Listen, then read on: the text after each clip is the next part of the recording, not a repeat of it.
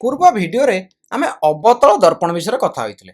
एहा होची तुमर एक अवतल दर्पण एवं आम माने जानिचंती जे अवतल दर्पण रे भीतर पटटी होची प्रतिफलन पृष्ठ। पूर्व भिडियो रे आमे कथा होइतिले जे जदि बहुत गुड़िए समांतर आलोक रश्मि आसी अवतल दर्पण उपरे पडुचंती ताहाले सेगुड़िक प्रतिफलन पर गोटे बिंदु रे केंद्रीभूत होइतांती एवं आमे सेही बिंदुटी को अवतल दर्पण फोकस बोली कहिताउ। तेबे एही भिडियो रे आमे अवतल दर्पणर किछिटा व्यवहार विषय जानिबा। माने दैनंदिन जीवन रे आमे केउ केउ स्थान रे अवतल दर्पण को व्यवहार करूछंती। चलंतु हमर प्रथम उदाहरण देखिबा। तेबे एहा हेउचे एक कंपाउंड माइक्रोस्कोप बा अणुवीक्षण यंत्र। एथिरे आमे छोट छोट जिनिस जेउगुड़िक खाली आखि को देखा जाउ नाही सेगुड़ी को आमे देखि पारि थाउ। तेबे आमे एठरे किपरि देखु देखो आमे एक स्लाइड नबा माने एक काच पतला काच नबा जहाँ स्लाइड बोली कही थाउ एवं से काच उपरे आमे जेउ जिनिस को देखिया चाहू ताकू रखि थाउ एवं ताकू एही स्थान रे रखि थाउ। एही स्थान रे रखिले आमको से छोट जिनिसटी बड़ होई देखा जाय थाए। एई ऊपर आमे देखि थांती। तेबे जदि से स्लाइड रे थिबा जिनिसटी को आमे देखिया चाहूचंती तारे स्लाइड टी उपरे आलोक पड़िबा दरकार। तेबे से आलोकटी केउट आसी पड़िबो देखंतु एई तळे एक दर्पण रही।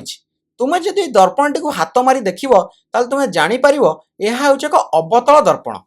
एथिरे समांतर आलोक रश्मि सूर्य राशि पड़िथांती एवं सेगुड़िक रिफ्लेक्ट होई बा प्रतिफलन होई जाई से स्लाइड ऊपर पड़िथांती। तबे एठारे दर्पण टी को एही कंपाउंड माइक्रोस्कोप रे ठीक भाव रखा जाय नाही। एही चित्र जो कंपाउंड माइक्रोस्कोप देखैचंती सेतिरे दर्पण टी ठीक अलाइनमेंट बा ठीक भाव रखा जाय नाही। तेणु करी जदि आमे को ठीक रखिबा ताले सूर्य रु आलोक रश्मि गुड़ समांतर हो आसबे कहीं सूर्य हम बहुत दूर अच्छा और आम जानते जे दूर थी वस्तु जदि आलोक रश्मि आसूची सेगुड़िक परस्पर को समांतर हो आसती। तेणुक समांतर आलोक रश्मि आप आसी पड़े और सेगुड़िक जाई गोटे पॉइंट माने आर फोकस रे केंद्रीभूत हे। आम से फोकस रे स्लाइड टी को रखी तेणु स्लाइड उपर आलोक पड़ो और आमको से जिनसटी देखा जो जिनसटा को देखा चाहते। चलतु आउ एक उदाहरण देखा। आउ एक उदाहरण हूँ आपणकर डिश टीवी रिसीवर।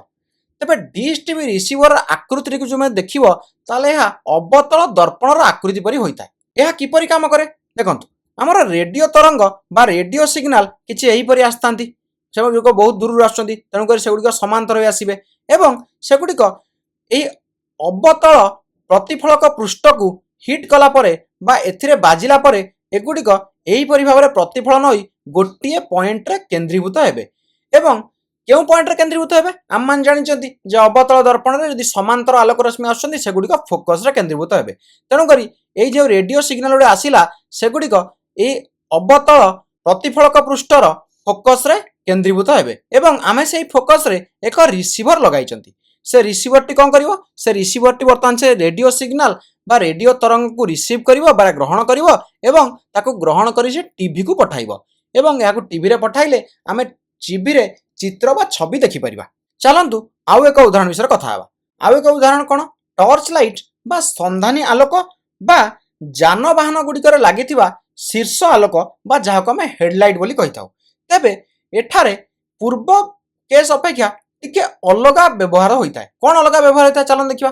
देखंतु ए वर्तमान बाम पार्श्व रे थिबा अवतल दर्पणर ए चित्रटी को देखंतु। देखो जदि समांतर आलोक रश्मि आसुचंती माने आपतित रश्मि गुडी यदि समांतर अछंती ताले से प्रतिफलन रश्मि गुडीक प्रतिफलित रश्मि गुडीक जाय केउठारे मिसुचंती फोकस रे मिसुचंती।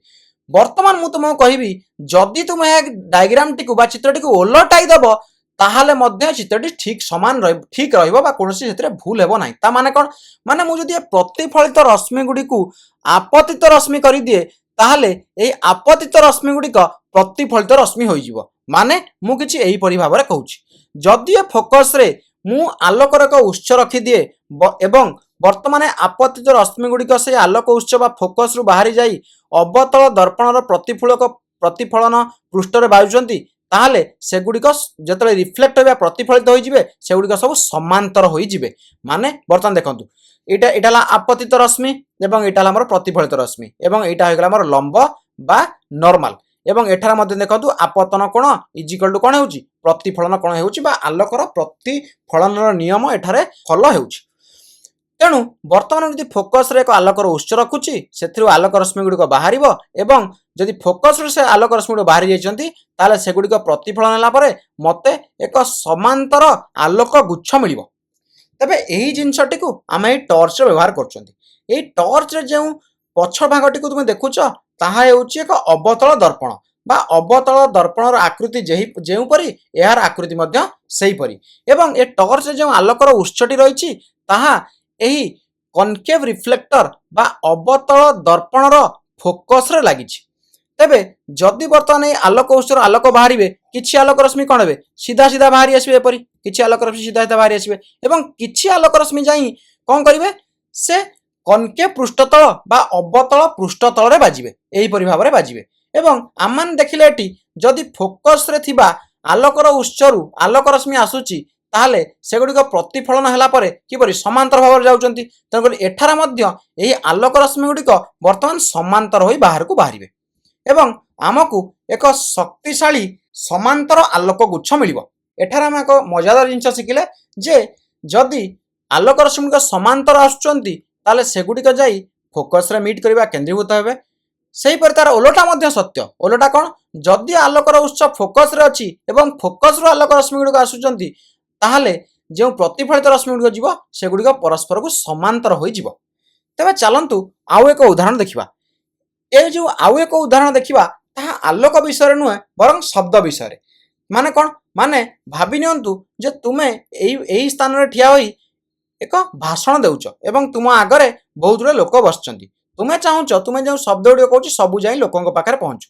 ତେଣୁକରି ତୁମେ କ'ଣ କରିବ ଏଇ ତୁମେ ଯେଉଁ ସ୍ଥାନରେ ଠିଆ ହୋଇ କଥା ହେଉଛ ତା ପଛରେ ଏକ କନକେଭ୍ ରିଫ୍ଲେକ୍ଟର ବା ଅବତଳ ଦର୍ପଣର ଆକୃତି ଯେଉଁପରି ହୋଇଥାଏ ସେହିପରି ଏକ ପ୍ରତିଫଳନ ପୃଷ୍ଠ ରଖିଦେବ। ପ୍ରତିଫଳନ ପୃଷ୍ଠ ରଖିଦେଲେ ତୁମେ ଯେତେବେଳେ ଏଠି କଥା ହେବ ଶବ୍ଦ ଗୁଡ଼ିକ ଯାଇ ଏହିପରି ଭାବରେ ସେ ଅବତଳ ଆକୃତିର ପ୍ରତିଫଳକ ପୃଷ୍ଠରେ ବାଜିବେ ଏବଂ ସେଗୁଡ଼ିକ ଏହିପରି ଭାବରେ ସମାନ୍ତର ହୋଇ ଆସିବେ। ତେବେ ତୁମେମାନେ ଭାବିବ କ'ଣ ଶବ୍ଦ କେସ୍ରେ ମଧ୍ୟ ଆଲୋକର ପ୍ରତିଫଳନ ନିୟମ ଫଲୋ ହେଉଛି? ହଁ, ଶବ୍ଦ କେସ୍ରେ ମଧ୍ୟ ଆଲୋକର ପ୍ରତିଫଳନ ନିୟମ ଫଲୋ ହେଉଛି। ମାନେ ସେଠାରେ ମଧ୍ୟ ଆପତନ କୋଣ ଏବଂ ପ୍ରତିଫଳନ କୋଣ ସମାନ ହେବ। ତେଣୁକରି ତୁମେ ଯଦି ଫୋକସ୍ରେ ଠିଆ ହୋଇ ଭାଷଣ ଦେବ ବା କିଛି ବାର୍ତ୍ତା କହିବ ଏବଂ ତୁମ ପଛପଟେ ଏକ କନକେଭ୍ ରିଫ୍ଲେକ୍ଟର ବା ଅବତଳ ଦର୍ପଣ ଆକୃତିର ଏକ ପୃଷ୍ଠତଳ ରଖିଦେବ ତାହେଲେ ସେଥିରୁ ଶବ୍ଦ ଗୁଡ଼ିକ ରିଫ୍ଲେକ୍ଟ ବା ପ୍ରତିଫଳନ ହୋଇ ଯାଇ ଲୋକମାନଙ୍କୁ ଶୁଭିବ।